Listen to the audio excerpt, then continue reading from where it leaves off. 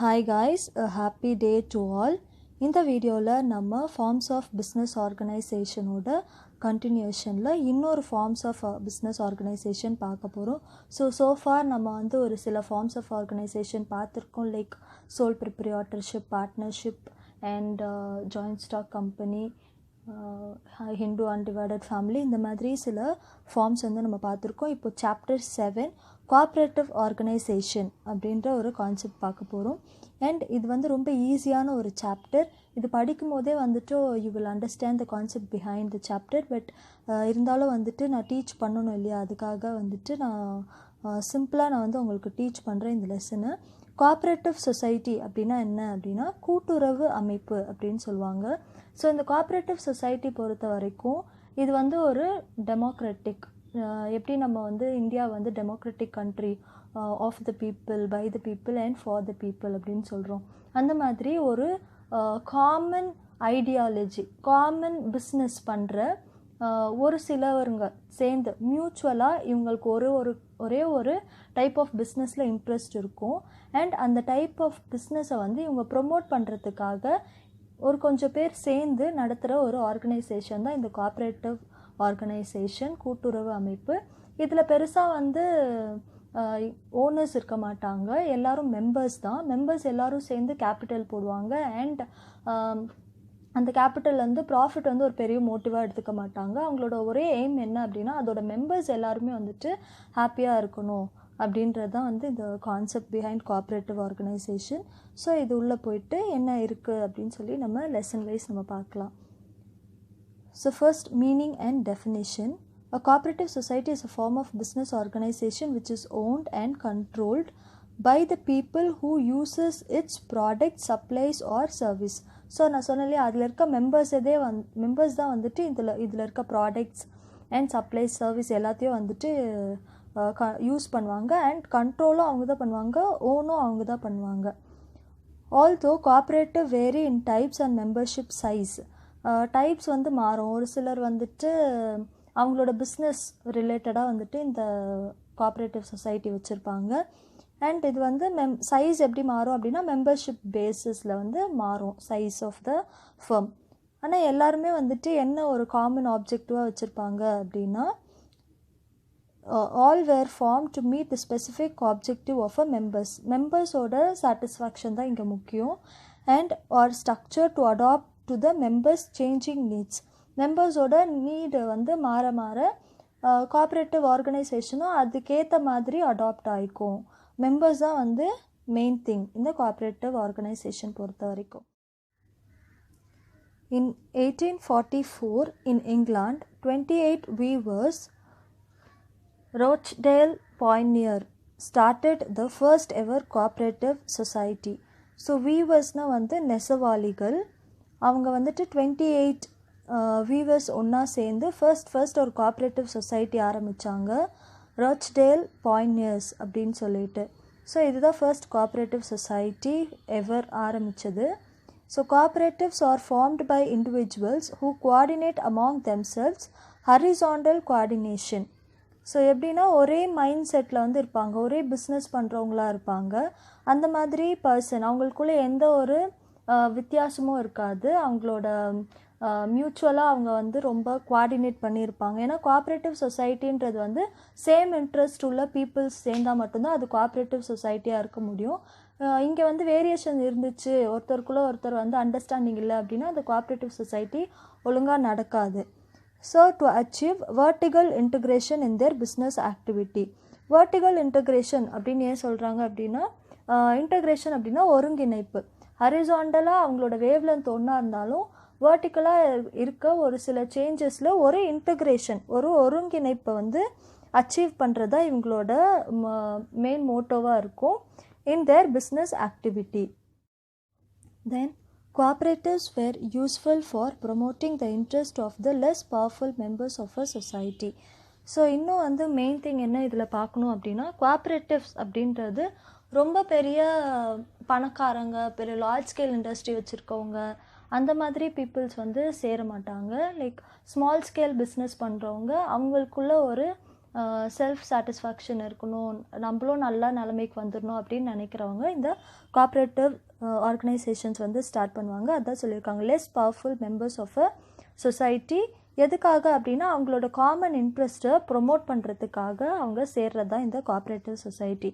For example, farmers, producers, workers and consumers found that they could accomplish more collectively than they can individually.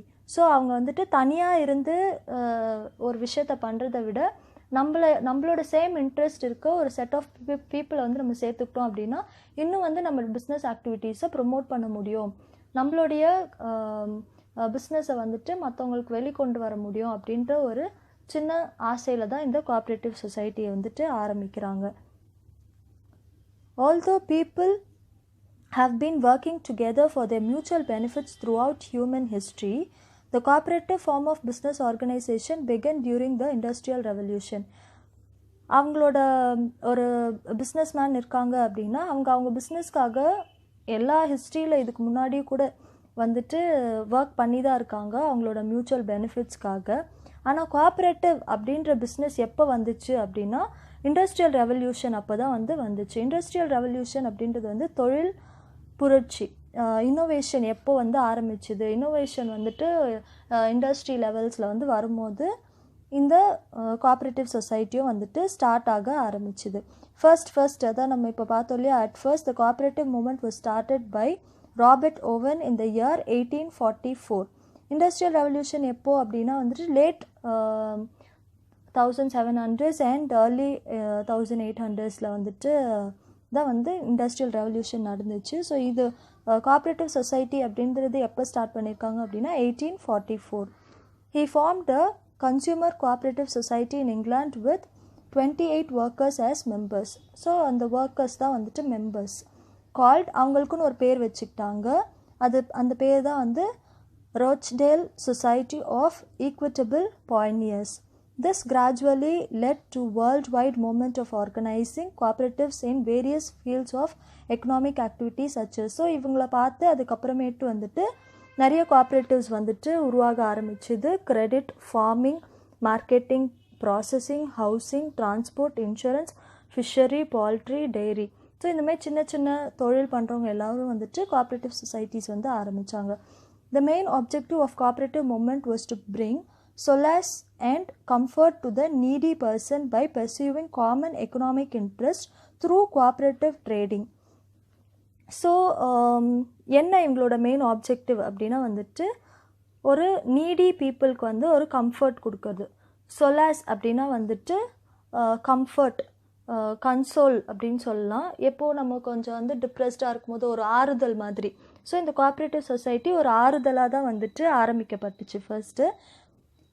For perceiving common economic interest through cooperative trading. Cooperative trading மூலயமா நம்மளுடைய common interest, economic இன்ட்ரெஸ்ட்டை வந்து நம்ம pursue பண்ணிக்க முடியும், நம்ம எடுத்துக்க முடியும் அப்படின்ற ஆப்ஜெக்டிவில் தான் இது ஆரம்பிக்கப்பட்டது. அண்ட் ப்ராஃபிட் வந்து ஒரு மெயின் ஆப்ஜெக்டிவாக இங்கே இருக்காது.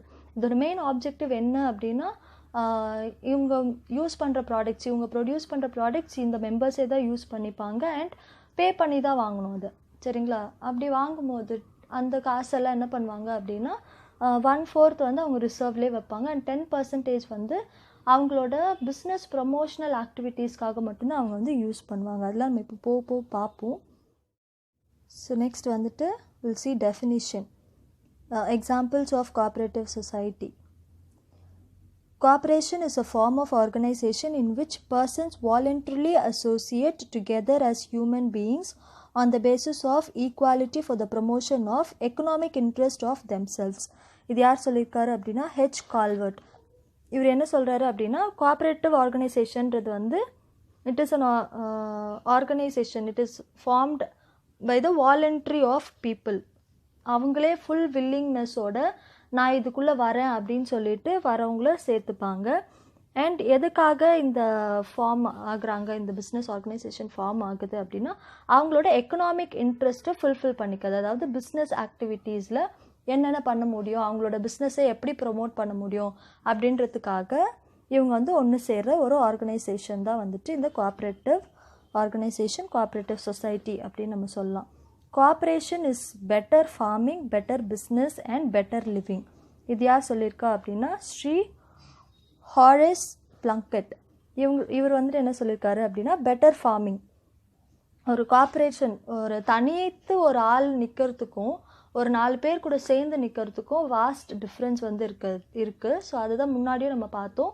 Being an individual, being with some group is better அப்படின்னு சொல்கிறாங்க. ஸோ எல்லாமே பெட்டராக இருக்கும், பெட்டர் ஃபார்மிங் இருக்கும், பெட்டர் பிஸ்னஸ் இருக்கும். அதனால நம்ம நல்லா வந்து வாழ்க்கையை வாழ முடியும், லைக் ஸ்டாண்டர்ட் ஆஃப் லிவிங் வந்து நல்லா இருக்கும். அதுதான் பெட்டர் லிவிங் அப்படின்னு சொல்லிட்டு சொல்கிறாங்க. நெக்ஸ்ட் இதோட எக்ஸாம்பிள்ஸ்லாம் கொஞ்சம் கொடுத்துருக்காங்க. இந்தியன் காஃபி ஹவுஸ், இதெல்லாம் வந்து small scale industry. Mother Dairy, Shri Mahila Griha Udyog Lijjat Papad. இப்படின்னா இது என்ன அப்படின்னா இது வந்து ஒரு ஃபுட் ப்ராடக்ட் சப்ளையர். இவங்க வந்துட்டு ஸ்மால் ஸ்கேல் இண்டஸ்ட்ரி அண்ட் இவங்க வந்து குஜராத்தில் இருக்காங்க. இவங்களும் வந்து ஒரு கோஆப்ரேட்டிவ் சொசைட்டி தான். Indian farmers fertilisers cooperative limited, the Indian airlines cargo CGHS limited. சிஜிஹெச்எஸ்னால் வந்துட்டு cooperative group housing society. So ஹவுசிங்லாம் வந்துட்டு இவங்களே வீட்டு வசதின்னு சொல்லுவோம் இல்லையா, அந்த ஸ்கீம் கீழே வர்றது தான் வந்து இந்த சிஜிஹெச்எஸ் லிமிடெட். ஸோ நெக்ஸ்ட் வந்துட்டு பிரின்சிபல்ஸ் ஆஃப் கோஆப்ரேஷன். இதுக்குள்ளே இருக்கணும் அப்படின்னா சில கோட்பாடுகள் இருக்கும் இல்லையா, இதெல்லாம் நம்ம ஃபாலோ பண்ணணும். ஸோ அது என்ன பிரின்சிபல்ஸ் அப்படின்னா voluntary and open membership. So யார் வேணால் வரலாம், உங்களுக்கு இன்ட்ரெஸ்ட் இருக்குது அப்படின்னா இந்த கோஆப்ரேட்டிவ் சொசைட்டியில் வந்து நீங்கள் சேர்ந்துக்கலாம். வாலண்ட்ரினா அவங்களோட ஓன் வில்லிங்னஸ்னால வர்றது, யாரும் ஃபோர்ஸ் பண்ணி நீ வா அப்படின்லாம் சொல்ல முடியாது. லைக் வாலண்ட்ரியாக வருவாங்க. அண்ட் ஓப்பன் மெம்பர்ஷிப், யார் வேணால் வரலாம். இது வந்துட்டு இந்த ஜெண்டர் தான் வரணும், இந்த சொசைட்டியில் இருக்கவங்க தான் வரணும், இந்த இனம், ரேஷியல்னால் இனம், இந்த இனத்துக்காரங்க தான் வரணும், பொலிட்டிக்கல்னால் அரசியல் சம்மந்தப்பட்டு இந்த கட்சி அந்த மாதிரிலாம் கிடையாது. ரிலீஜியஸ் டிஸ்கிரிமினேஷனும் இங்கே இருக்காது. It is open membership. Cooperatives are voluntary organization open to all people able to use its service and willingness to accept the responsibility of membership without gender, social, racial, political or religious discrimination. Next, democratic member control.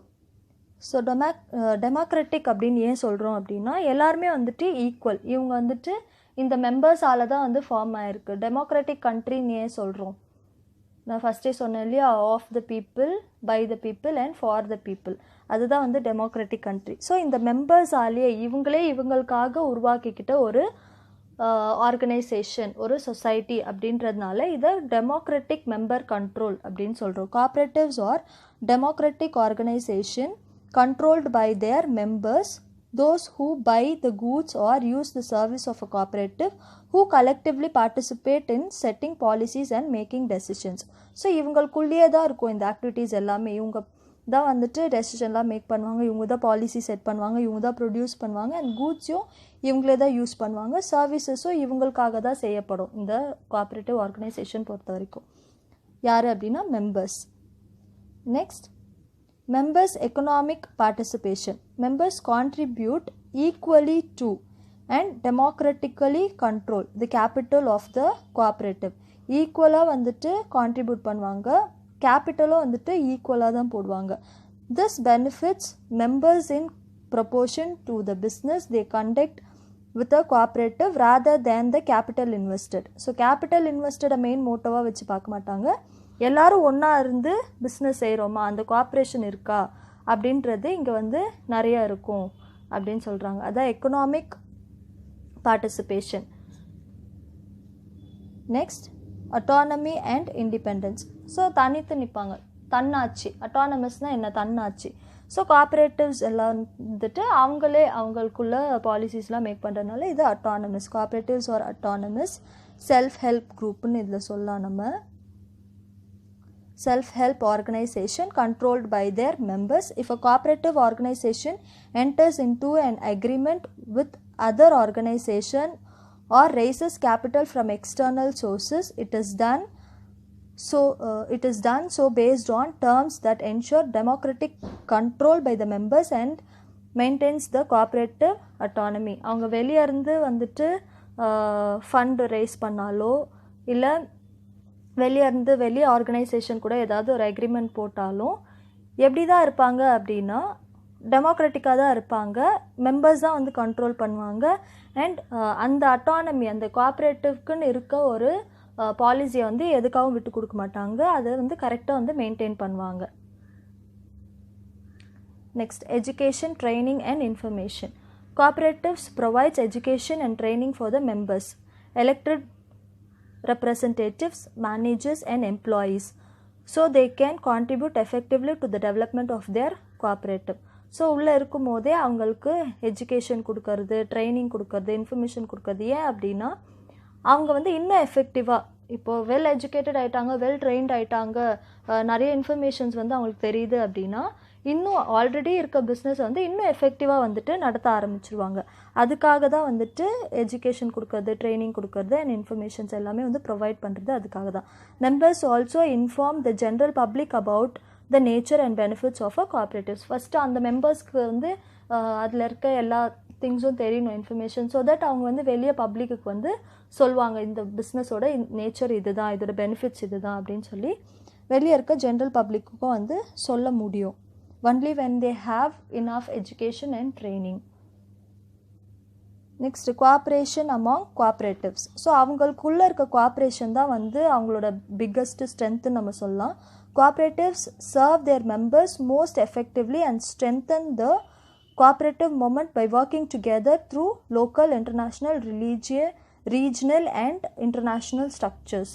So இவங்க ரொம்ப கோஆப்ரேட்டிவாக, ரொம்ப கான்ஃபிடெண்ட்டாக இவங்க இருந்தால் மட்டும்தான் இவங்களோட business வந்து எல்லா லெவல்லையும் வந்துட்டு ஒர்க் ஆகும். லைக் லோக்கல்லேருந்து இன்டர்நேஷ்னல் ஸ்ட்ரக்சர்ஸ் போகிற வரைக்கும் வந்து only when there is a cooperation among cooperatives this can be possible.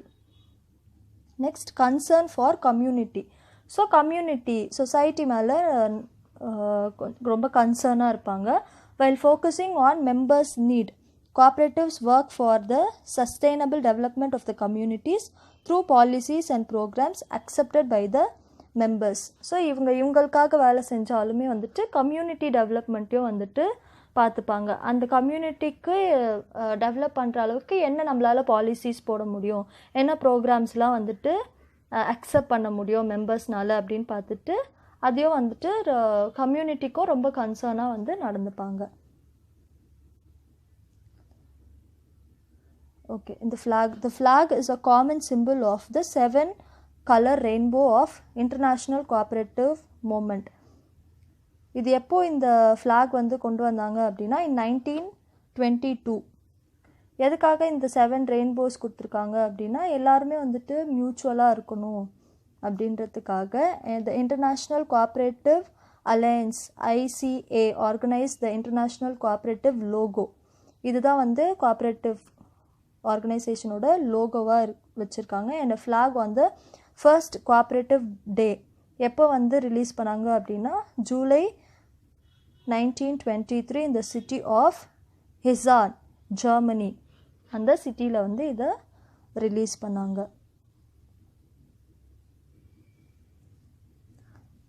Next நம்ம பார்க்க போகிறது வந்து ஃபீச்சர்ஸ் ஆஃப் கோஆப்ரேட்டிவ்ஸ். ஸோ ரொம்ப ஈஸி, அகெயின் ரிப்பீட்டட் பாயிண்ட்ஸ் தான் வந்துகிட்டே இருக்கும். ஃபர்ஸ்ட் வந்து வாலண்ட்ரி மெம்பர்ஷிப், வில்லிங்னஸ் பொறுத்து வந்து வாலண்ட்ரியாக வந்து மெம்பர்ஸ் வந்து சேர்ந்துக்கலாம். Any person can become the member of a society and can leave it at any time.